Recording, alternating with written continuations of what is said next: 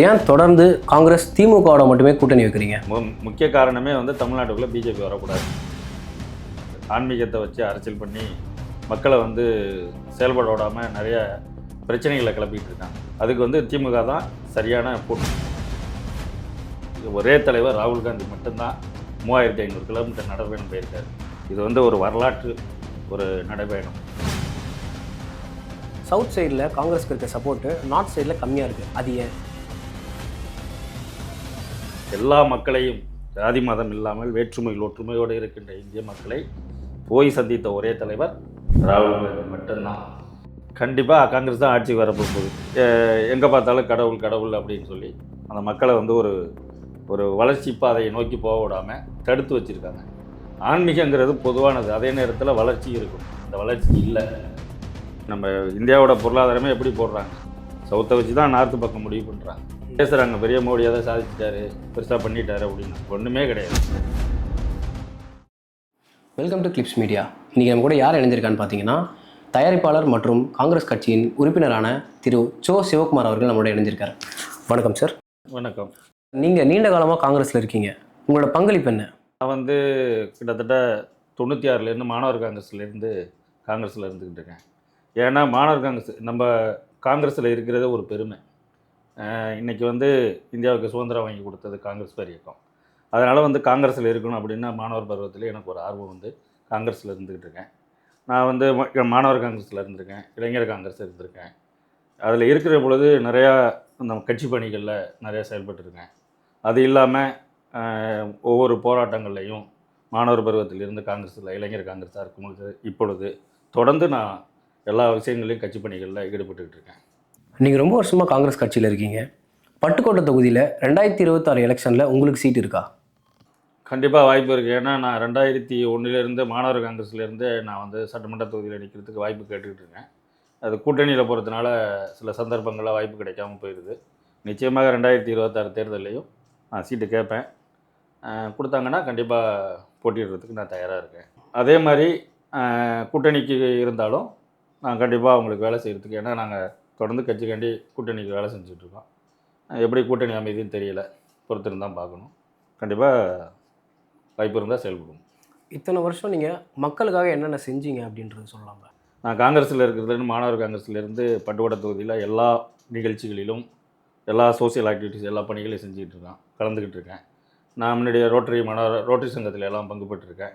அதே மாதிரி அதுக்கப்புறம் தனியாக நான் ஒரு பேரமைப்பு கட்சி சார்ந்து அதோட சேர்ந்தாப்பில் சில பணிகள்லாம் நிறையா செஞ்சுக்கிட்டு இருந்திருக்கேன். குறிப்பாக எடுத்துக்கிட்டிங்கன்னா 2016-17 காலகட்டத்தில் ஒரு கிட்டத்தட்ட 2 லட்சம் மரக்கன்றுகள் பட்டுக்கோட்டை தொகுதி முழுவதும் எல்லா கிராமங்களுக்கும் ஒவ்வொரு வீட்டுக்கும் நாங்கள் கொண்டு கொடுத்துருக்கேன் என்னோடய சொந்த செலவில். அதற்கு அடுத்து ஒரு 2018 தஞ்சாவூர் பகுதி பூரா கஜா புயல் வந்தது, எல்லாருக்கும் தெரிஞ்சிருக்கும். அந்த இடத்துல நிறையா வீடுகள் சேதம் ஆயிடுச்சு. அப்போ காங்கிரஸில் இளைஞராக இருந்தப்போ அவங்களெல்லாம் அழைச்சிக்கிட்டு ஒவ்வொரு வீடுகளுக்கும் போய் தார்பாய்கள், அவங்களோட வீடுகளை பாதுகாக்கிறதுக்காண்டி தார்பாய்கள் கிட்டத்தட்ட 5000 தார்பாய்கள் நாங்கள் எல்லா இடமும் கலெக்ட் பண்ணி வாங்கி கொடுத்துருக்கோம். இது மாதிரி அடுத்து நிறையா இருக்குது, இப்படியே சொல்லிக்கிட்டே போகலாம். இப்போ கொரோனா டயத்தில் கூட கிட்டத்தட்ட ஒரு 150 குடும்பங்களுக்கு ஒரு அந்த டேஞ்சர் எப்போ அவங்களுக்கு கொரோனா வந்துடுச்சு அப்படின்னு அவங்கள பாதுகாக்கிறாங்களோ அந்த டயத்தில் நாங்கள் இளைஞர்களாக சேர்ந்து கிட்டத்தட்ட ஒரு குடும்பத்திற்கு ஒரு வாரத்திற்கு 500 ரூபா ஒரு செலவாகுதுன்னு வச்சுக்கோங்க. அரிசி, பருப்பு, காய்கறிகள் இது மொத்தமாக பேக்கேஜ் மாதிரி நாங்கள் வாங்கி கொடுத்துருக்கோம். இது மாதிரி தொடர்ந்து ஏதாவது பணிகள் நான் செஞ்சுக்கிட்டு இருக்கேன். அது காங்கிரஸோடு சேர்ந்து எங்களுடைய பயணம் தொடர்ந்துக்கிட்டு இருக்கு. Super sir. காங்கிரஸ் தலைவர் திரு ராகுல் காந்தி அவர்கள் 3500 கிலோமீட்டர் நடைப்பயணம் போயிருக்காரு. அது காங்கிரஸுக்கும் மக்களுக்கும் நடுவில் ஏதாவது ஒரு தாக்கத்தை ஏற்படுத்தியிருக்குன்னு நினைக்கிறீங்களா? கண்டிப்பாக. எப்படின்னு எடுத்துக்கிட்டிங்கன்னா, இன்றைக்கி உலகத்தில் எடுத்துக்கிட்டிங்கனாலும் இந்தியாவில் எடுத்துக்கிட்டிங்கனாலும் எந்த தலைவருமே இவ்வளோ தூரம் நடைப்பயணம் போனது கிடையாது. ஒரே தலைவர் ராகுல் காந்தி மட்டும்தான் 3500 கிலோமீட்டர் நடைப்பயணம் போயிருக்காரு. இது ஒரு வரலாற்று ஒரு நடைப்பயணம். இது என்னென்னா, இப்போ எந்த தலைவர்கள் இருந்தாலும் சராசரி மக்களை போய் சந்திக்கிறது கிடையாது. சும்மா மேம்போக்காக வருவாங்க, தேர்தல் நேரத்தில் ஒரு பிரச்சாரங்கள் செய்வாங்க, பொதுக்கூட்டம் போடுவாங்க. ஆனால் எல்லா மக்களையும் ஜாதி மதம் இல்லாமல் வேற்றுமையில் ஒற்றுமையோடு இருக்கின்ற இந்திய மக்களை போய் சந்தித்த ஒரே தலைவர் ராகுல் காந்தி மட்டும்தான். இது எல்லா இடமும் ரீச் ஆகிருக்கு. என்னென்னா, இன்றைக்கு ஆளுங்கட்சி மத்தியில் ஒன்றிய அளவில் பாரதிய ஜனதா கட்சி இருக்கிறதுனால மக்களுக்கு சரியாக போய் அவருடைய பயணம் போய் சென்றல. ஆனால் இளைஞர்களிடத்தில், குறிப்பாக மாணவர்களிடத்தில் ராகுல் காந்தியுடைய பெயர் வரலாற்றில் இருக்குது. அடுத்த தலைவர் அவர்தான் அப்படிங்கிறது மக்கள்கிட்ட இருக்குது. அது இப்போக்கி ஏன்னா இவங்க வந்து இந்த கார்பரேட்டு கையில் வச்சுக்கிட்டு, மீடியாக்களை கையில் வச்சுக்கிட்டு பாரதிய ஜனதா கட்சி என்ன பண்ணுறாங்கன்னா, ராகுல் காந்தியுடைய இந்த அவருடைய ஒரு செயல்பட விடாமல் தடுக்கிறாங்க. ஒரு விளம்பரம் இல்லாமல் இருக்குது. ஆனால் நிச்சயமாக ராகுல் காந்தி அவர்கள் வந்து எல்லா மக்களும், இந்திய மக்கள் எல்லாரும் ஏற்றுக்கொண்ட ஒரு தலைவர்னால் இன்றைக்கி ராகுல் காந்தி தான். சவுத் சைடில் காங்கிரஸ்க்கு இருக்க சப்போர்ட்டு நார்த் சைடில் கம்மியாக இருக்குது. அது ஏன்? கம்மியாக கிடையாது, நார்த் சைடும் இருக்குது. அது வந்து என்னென்னா, ஒரு இப்போ இருக்கிற பாரதிய ஜனதா கட்சி ஆட்சி வந்து என்ன பண்ணுறாங்கன்னா, அது வெளியில் தெரியாமல் அமுக்குறாங்க.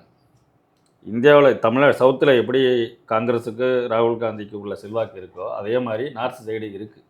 இப்போ எல்லாமே அங்கே வந்து ஆளுங்கட்சி பாரதிய ஜனதா கட்சி இருக்கிறதுனால நிறைய மாநிலங்களில் பாரதிய ஜனதா கட்சி தான் ஆட்சியில் இருக்குது. அதனால் அங்கே வந்து கட்சி இல்லாத மாதிரி, அவங்க வந்து பலகீனப்படுத்தப்பட்டு இருக்கிறது மாதிரி அவங்க வந்து ஒரு பிம்பத்தை உருவாக்கி வச்சுருக்காங்க. அது இல்லாமல் குறிப்பாக பார்த்திங்கன்னா நார்த் சைடு வந்து கொஞ்சம் ஆன்மீகம் கொஞ்சம் அதிகமாக இருக்குது. இதை வந்து பாரதிய ஜனதா கட்சி அவங்களுக்கு சாதகமாக பயன்படுத்திக்கிட்டு இருக்காங்க. எங்கே பார்த்தாலும் கடவுள் கடவுள் அப்படின்னு சொல்லி அந்த மக்களை வந்து ஒரு வளர்ச்சி பாதையை நோக்கி போக விடாமல் தடுத்து வச்சுருக்காங்க. ஆன்மீகங்கிறது பொதுவானது, அதே நேரத்தில் வளர்ச்சி இருக்கணும். அந்த வளர்ச்சி இல்லை, அந்த பக்கம் குறைவாக இருக்குது. நீங்கள் இப்போ பார்த்தீங்கன்னா தெரியும், சவுத்து பக்கம் நல்லா வளர்ச்சியில் இருக்குது. நார்த்து சைடு எப்படி இருக்குது? கம்மியாக தான் இருக்குது. இப்போ நம்ம இந்தியாவோட பொருளாதாரமே எப்படி போடுறாங்க? சவுத்தை வச்சு தான் நார்த்து பக்கம் முடிவு பண்ணுறாங்க. இன்றைக்கி தமிழ்நாடெல்லாம் நம்பர் 1 இருக்குது பொருளாதாரத்தில். எப்படி இருக்குது? இதே மோடி ஆண்ட 15 வருஷம் குஜராத்தை பாருங்கள், பொருளாதார வளர்ச்சி அடைஞ்சு வீணாக போய் கிடக்கு. ஒன்றுமே கிடையாது அங்கே. ஆனால் பேசுகிறாங்க பெரிய மோடி அதை சாதிச்சிட்டாரு, பெருசாக பண்ணிட்டாரு அப்படின்னா. ஒன்றுமே கிடையாது. தமிழ்நாட்டில் இருக்கிற வளர்ச்சி குஜராத்திலேயோ இல்லை மற்ற பாரதிய ஜனதா கட்சி ஆள்ற மாநிலங்களே கிடையாது. ஆனால் அவர்கள் மக்களை பாரதிய ஜனதா கட்சியை ஆதரிக்கிற மாதிரி அங்கே ஒரு விரும்பத்தை பாரதிய ஜனதா கட்சியும் கார்ப்பரேட் கம்பெனிகளும் சேர்ந்து உருவாக்கி வச்சுருக்காங்க. அதில் வந்து காங்கிரஸுக்கு வந்து சப்போர்ட் இல்லை அப்படிலாம் கிடையாது, இருக்குது. அது வந்து வெளியில் பப்ளிஷ் பண்ண முடியல. ஏன்னா எல்லா இடங்களும் அவங்களோட ஆதிக்கம் இருக்கிறதுனால எதுவும் ஒரு பண்ண முடியலை. மற்றபடி வேறு எதுவும் கிடையாது. சார், ஏன் தொடர்ந்து காங்கிரஸ் திமுகவோட மட்டுமே கூட்டணி வைக்கிறீங்க? திமுகவோட கூட்டணி இருக்க காரணம் என்னென்னா, இன்றைக்கி வந்து பிஜேபி வந்து தமிழ்நாட்டுக்குள்ளே வரக்கூடாது. ஏன்னா நார்த்து சைடு வந்து அவங்க வந்து ஆன்மீகத்தை வச்சு அரசியல் பண்ணி மக்களை வந்து செயல்பட விடாமல் நிறைய பிரச்சனைகளை கிளப்பிக்கிட்டு இருக்காங்க. அதே மாதிரி தமிழ்நாட்டுக்குள்ளே வந்துடக்கூடாது. முக்கிய காரணமே வந்து தமிழ்நாட்டுக்குள்ளே பிஜேபி வரக்கூடாது. அதுக்கு வந்து திமுக தான் சரியான போட்டி. காங்கிரஸ் வந்து இப்போ அந்த அளவுக்கு இல்லை. அது மட்டும் இல்லாமல் இந்திய அளவில் திமுகவோட பங்கு தேவைப்படுது. இங்கே இருக்கிற ஒரு அரசு, மாடல் அரசு, எந்த மதமும் சாராத ஒரு ஒற்றுமை உள்ள ஒரு மாநிலமாக தமிழ்நாடு இருந்துகிட்ருக்கு. அதே மாதிரி இந்தியா முழுவதும் இருக்கணும். அதற்கு நாங்கள் வந்து திமுகவை காங்கிரஸு சப்போர்ட் பண்ணுது. 2029 நாடாளுமன்ற தேர்தலில் காங்கிரஸ் ஆட்சிக்கு வர வாய்ப்பு இருக்கா? கண்டிப்பாக காங்கிரஸ் தான் ஆட்சிக்கு வரப்போகுது. ஏன்னா இப்போ கடந்த தேர்தலையே காங்கிரஸ் ஆட்சிக்கு வர வேண்டியது. நிறைய இடங்களில் பிஜேபி பண்ண சதியினால் காங்கிரஸ் தோற்ற மாதிரி ஒரு நிலை உருவாகிருச்சு.